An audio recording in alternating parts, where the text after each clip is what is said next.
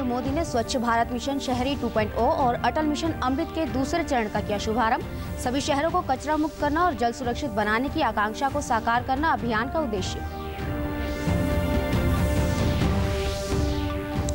हरियाणा कला परिषद व शिक्षा विभाग द्वारा आयोजित राज्य स्तरीय चित्रकला प्रतियोगिता का कुरुक्षेत्र में हुआ शुभारंभ। प्रदेश के स्कूलों के 9वीं से 12वीं कक्षा के विद्यार्थी ले रहे हैं हिस्सा।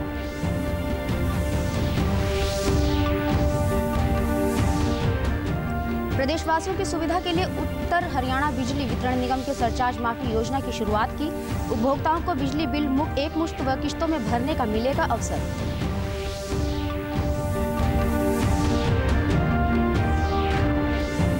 और आजादी का अमृत महोत्सव के तहत सशस्त्र सीमा बल द्वारा निकाली गई साइकिल रैली का नूंह में हुआ स्वागत। कोविड टीकाकरण के प्रति जागरूकता और राष्ट्रीय एकता का दिया जा रहा है संदेश। नमस्कार, मैं ममता रानी। अब समाचार विस्तार से। प्रधानमंत्री नरेंद्र मोदी ने आज स्वच्छ भारत मिशन शहरी 2.0 का शुभारंभ किया। इस कार्यक्रम में शहरी क्षेत्र में जल प्रबंधन सुधार के लिए अमृत 2.0 की शुरुआत भी की गई। प्रधानमंत्री ने अपने संबोधन में कहा कि बाबा साहेब असमानता दूर करने का बहुत बड़ा माध्यम शहरी विकास को मानते थे। प्रधानमंत्री ने मिशन अमृत के विषय में कहा कि इसके अगले चरण में देश का लक्ष्य है सीवरेज और सेप्टिक मैनेजमेंट को बढ़ाना, अपने शहरों को वाटर सिक्योर सिटीज बनाना और यह सुनिश्चित करना कि हमारी नदियों में कहीं पर भी कोई गंदा नाला न गिरे। और मिशन अमृत का अगला चरण बाबा साहब के सपनों को पूरा करने की दिशा में भी एक अहम कदम है। मिशन अमृत के अगले चरण में देश का लक्ष्य है सीवेज और सेप्टिक मैनेजमेंट बढ़ाना, अपने शहरों को वाटर सिक्योर सिटीज बनाना और ये सुनिश्चित करना कि हमारी नदियों में कहीं पर भी कोई गंदा नाला न गिरे। प्रधानमंत्री नरेंद्र मोदी ने कहा कि 2014 में देशवासियों ने भारत को खुले में शौच से मुक्त करने का ODF बनाने का संकल्प लिया था और 10 करोड़ से ज्यादा शौचालयों के निर्माण के साथ देशवासियों ने यह संकल्प पूरा भी किया। उन्होंने कहा कि अब स्वच्छ भारत मिशन 2.0 का लक्ष्य है गार्बेज फ्री शहर, कचरे के ढेर से पूरी तरह से शहर को मुक्त बनाना। प्रधानमंत्री ने कूड़ा प्रबंधन पर कहा कि भारत करीब 1 लाख टन यानी लगभग 70% कूड़ा हर दिन प्रोसेस कर रहा है और हमें इसे 100% तक लेकर जाना है। 10 करोड़ से ज्यादा शौचालयों के निर्माण के साथ देशवासियों ने ये संकल्प पूरा किया। अब स्वच्छ भारत मिशन अर्बन 2.0 का लक्ष्य है गार्बेज फ्री शहर, कचरे के ढेर से पूरी तरह मुक्त ऐसा शहर बनाना। बिजली मंत्री रणजीत सिंह ने कहा कि प्रदेशवासियों की सुविधा के लिए उत्तर हरियाणा बिजली वितरण निगम ने सरचार्ज माफी योजना की शुरुआत की है। इसके तहत उपभोक्ता अपने बकाया बिल की पूरी मूल राशि एक मुश्त या किश्तों में जमा करवाकर नया कनेक्शन ले सकते हैं। यह योजना 30 नवंबर 2021 तक लागू रहेगी और म्हारा गांव जगमग गांव योजना लागू करने वाले ग्रामीण क्षेत्रों में उपभोक्ता मूल राशि का 25% जमा करवाकर भी इस योजना का लाभ ले सकते हैं और बकाया राशि 6 किश्तों में जमा करवा सकते हैं। बिजली मंत्री ने कहा कि कोरोना महामारी के समय में उपभोक्ताओं को रियायत देने के लिए इस योजना को आरंभ किया गया है। बिजली उपभोक्ताओं ने कहा कि सरचार्ज माफी योजना शुरू करके बिजली विभाग ने उन जैसे उपभोक्ताओं को सीधे रूप से लाभ पहुंचाया है। वे लंबे समय से अधिक सरचार्ज होने के कारण अपना बिजली का बिल नहीं भर पाए थे। उन्हें अब बिजली विभाग ने यह बिल एक मुश्त व किश्तों में भरने का अवसर दिया है। उपभोक्ताओं ने बताया कि उनका गांव जगमग योजना के तहत आता है, इसलिए अब वे अपने बिल की मूल राशि का 25% जमा करवाकर शेष बकाया राशि को किश्तों में जमा करवा सकते हैं।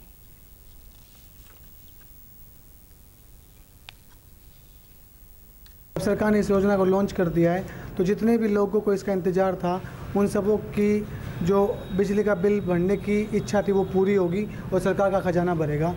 इससे ग्रामीणों को तो और शहरी लोगों को लाइट मिलेगी और सरकार का जो लाइन लॉस था वो कम हो जाएगा। इस योजना के तहत जो एक्स्ट्रा चार्ज लगता था ना बिलों पर, वो चार्ज नहीं लगेगा।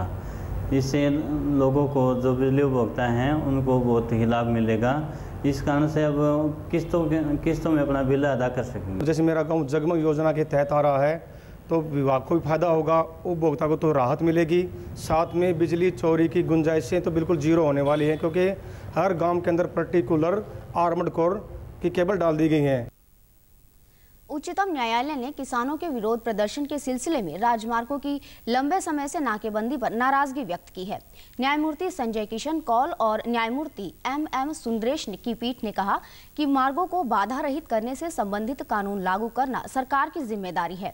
उच्चतम न्यायालय ने केंद्र को दिल्ली उत्तर प्रदेश सीमा पर सड़कों की नाकाबंदी खोलने के बारे में किसान संघों को पक्ष बनाने के लिए औपचारिक आवेदन दाखिल करने की अनुमति दे दी है।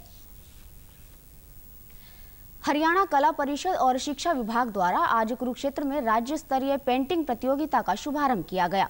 यह प्रतियोगिता सरकार द्वारा चलाई जा रही जन कल्याणकारी योजनाओं पर आधारित है, जिसका समापन 6 अक्टूबर को होगा।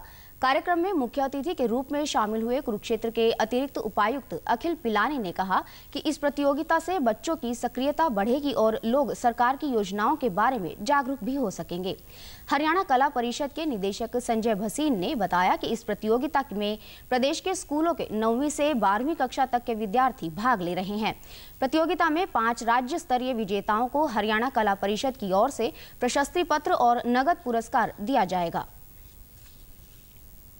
पिछले 7 सालों के अंदर जो भी सरकार ने जनहित के लिए कार्य किए हैं वो बच्चों तक भी जाए और आगे तक जाए, इसलिए बच्चों के एग्रेसिव करने के लिए कि क्या क्या कार्य हमारे हरियाणा के अंदर हो रहे हैं, चित्रकला के माध्यम से बच्चों के माध्यम से लोगों तक पहुंचाने का प्रयास है हमारा। हाँ, बच्चे पार्टिसिपेट कर रहे हैं पूरे हरियाणा के अंदर, आज स्कूलों के अंदर हो रहा है। डीओ साहब यहाँ पर हैं, इंचार्ज हैं इसके। ये हरियाणा कला परिषद और शिक्षा विभाग द्वारा एक बहुत ही यूनिक इनिशिएटिव लिया गया है, जो कि चित्रकला प्रतियोगिता के रूप में है।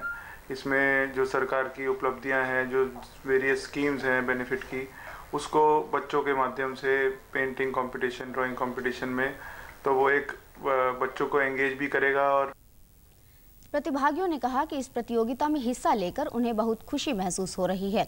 उन्हें उम्मीद है कि वे बेहतर कला का प्रदर्शन कर पुरस्कार हासिल करेंगे।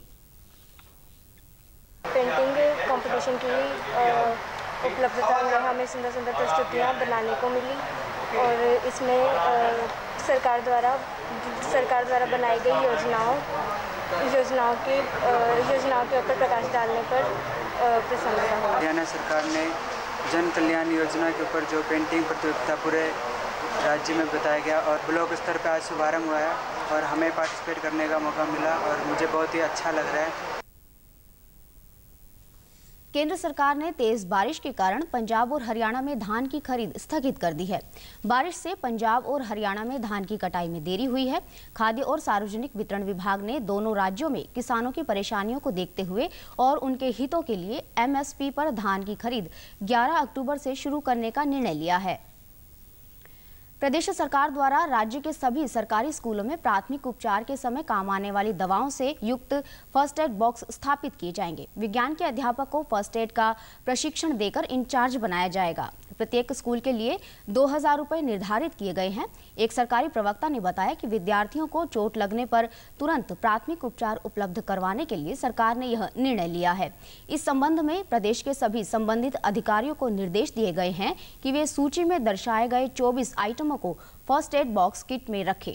प्रवक्ता ने बताया कि एक्सपायरी डेट की दवा आदि इस किट में न रखने और समय समय पर जांच करने के भी निर्देश दिए गए हैं। आज़ादी का अमृत महोत्सव के अंतर्गत सशस्त्र सीमा बल मौजपुर के जवानों की साइकिल रैली का नूह जिले के मुंडका बॉर्डर पर पहुंचने पर स्वागत किया गया। यह साइकिल रैली 2 अक्टूबर को राजघाट पहुंचेगी। सशस्त्र सीमा बल के सहायक कमांडेंट रुपेश शर्मा ने कहा कि इस रैली का उद्देश्य युवाओं में एकजुटता के अलावा कोविड टीकाकरण को लेकर जागरूकता फैलाना और देश को आज़ाद करवाने वाले वीर शहीदों को याद करना है। हम लोगों का एक एसएसबी का सॉन्ग है जो कि हम लोग रोज गाते हैं, जोश भरा है सीने में, और हम उसी सॉन्ग को गाते हुए पूरे जोश खरोश के साथ हमारी टीम जो है आगे बढ़ रही है। और हम लोग समय से जो है अपने सशस्त्र सीमा बल जो 25वीं बटालियन है वहाँ पहुँचेंगे और उसके बाद कल समय से राजघाट में पहुँचकर 2 अक्टूबर को राजघाट पहुँचकर वहाँ पे इसका समापन होगा। सीमा सशस्त्र बल के जवानों ने कहा कि देश के लिए वीर जवानों ने जो कुर्बानियां दी हैं, उनकी याद में और युवा पीढ़ी को एकता का संदेश देने के लिए इस साइकिल यात्रा का आयोजन किया जा रहा है। हमारे माननीय श्री नरेंद्र मोदी प्रधानमंत्री भारत सरकार, उनका एक ही मानना है कि फिट इंडिया अहेड इंडिया। तो मैं यही मैसेज देना चाहूँगा कि हमें हर सुबह ज़्यादा नहीं तो 40 मिनट कम से कम अपनी साइकिलिंग या फिर योगा या फिर शारीरिक व्यायाम करना अति आवश्यक है। लोगों ने तो बहुत सारा साथ दिया हुआ है, हर जगह जगह स्वागत किया जा रहा है हमारा, तो उससे हमारा उत्साह और बढ़ रहा है। जोश जैसे हमारा सॉन्ग ही है, जोश भरा है सीने में है, उस हिसाब से हम चल रहे हैं। अभी हमारे जितने भी साइकिलिस्ट हैं वो ऑलरेडी इस तरह के कार्यक्रम में जो है वो रहते हैं, तो इसलिए हमें किसी प्रकार की कोई ख़ास दिक्कत आई नहीं। छोटी मोटी दिक्कतें जैसे किसी साइकिल में परेशानी हो जाना, इस प्रकार की दिक्कतें आती हैं, लेकिन इससे हमारे हौसले जो है वो कभी पस्त होते नहीं। साइकिल तो हम पहले से भी चलाते हैं, लेकिन अभी ये साइकिल रैली है तो दिन में कम से कम 100 किलोमीटर चल रहे हैं, तो इसमें और ज़्यादा हमारा एक्सपीरियंस बढ़ रहा है। आज़ादी का अमृत महोत्सव के अंतर्गत पलवल पुलिस लाइन से केंद्रीय औद्योगिक सुरक्षा बल द्वारा साइकिल यात्रा निकाली गई। इस अवसर पर विधायक दीपक बंगला ने कहा कि साइकिल रैली के माध्यम से समाज में आज़ादी के महत्व को संदेश दिया जा रहा है।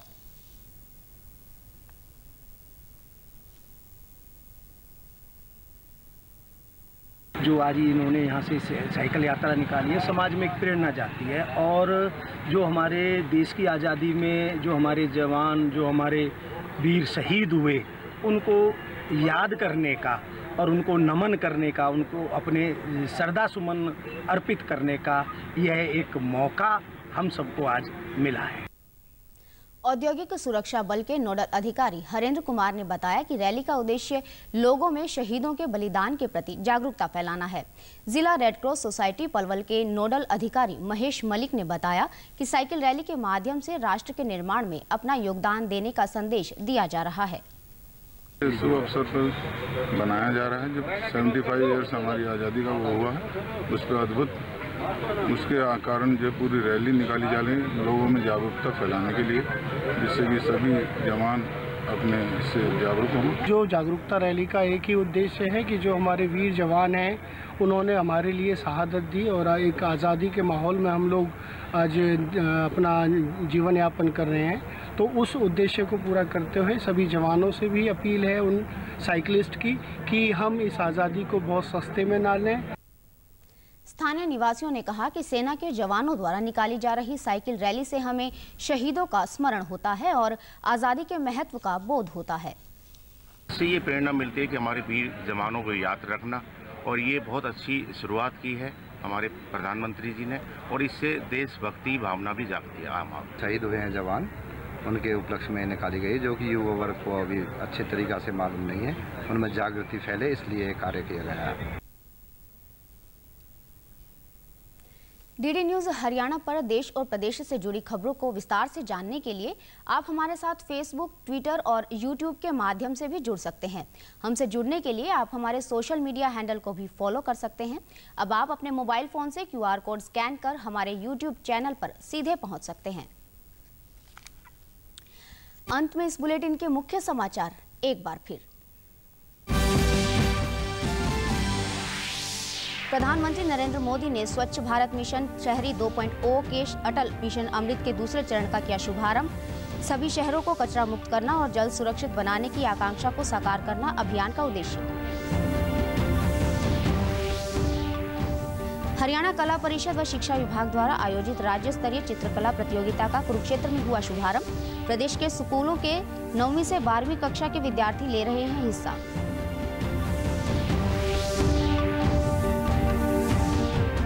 प्रदेशवासियों की सुविधा के लिए उत्तर हरियाणा बिजली वितरण निगम ने सरचार्ज माफी योजना की शुरुआत की। उपभोक्ताओं को बिजली बिल एकमुश्त व किश्तों में भरने का मिलेगा अवसर।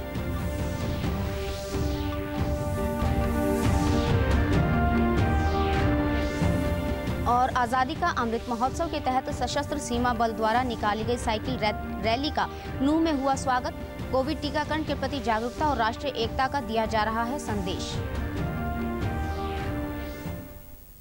सभी दर्शकों से अपील है कि आप जब भी घर से बाहर निकलें तब मास्क जरूर पहनें, 2 गज की दूरी बनाए रखें और एक नियमित अंतराल पर अपने हाथ धोते रहें। और अगर आप पात्र हैं तो टीकाकरण अवश्य करवाएं, तभी आप कोरोना महामारी से बच सकते हैं। आज के बुलेटिन में बस इतना ही। नमस्कार।